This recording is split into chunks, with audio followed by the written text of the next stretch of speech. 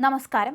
വേനൽ അവധിക്ക് നാട്ടിലേക്ക് പോകുന്നവരും ദീർഘനാൾ മാറി നിൽക്കുന്നവരും തങ്ങളുടെ വാഹനങ്ങൾ പൊതുസ്ഥലങ്ങളിൽ അശ്രദ്ധമായി ഉപേക്ഷിച്ചു പോകരുതെന്ന് അധികൃതർ മുന്നറിയിപ്പ് നൽകിയിരിക്കുകയാണ്. ദുബായ് മുനിസിപ്പാലിറ്റിയാണ് ഇത്തരത്തിൽ മുന്നറിയിപ്പ് നൽകിയിരിക്കുന്നത്. ദീർഘനാൾ നോട്ടമില്ലാതെ കിടക്കുന്ന വാഹനങ്ങൾ നഗരത്തിന്റെ ഭംഗി കെടുത്തുമെന്നാണ് ഇവർ പറഞ്ഞിരിക്കുന്നത്. ഇത്തരം നിയമലംഘനങ്ങൾക്ക് 500 ദിർഹം വരെ പിഴ ചുമത്തും. വാഹനങ്ങൾ സുരക്ഷിതമായി സൂക്ഷിക്കാൻ 5 നിർദ്ദേശങ്ങൾ പാലിക്കണമെന്ന് മുനിസിപ്പാലിറ്റി ആവശ്യപ്പെട്ടു.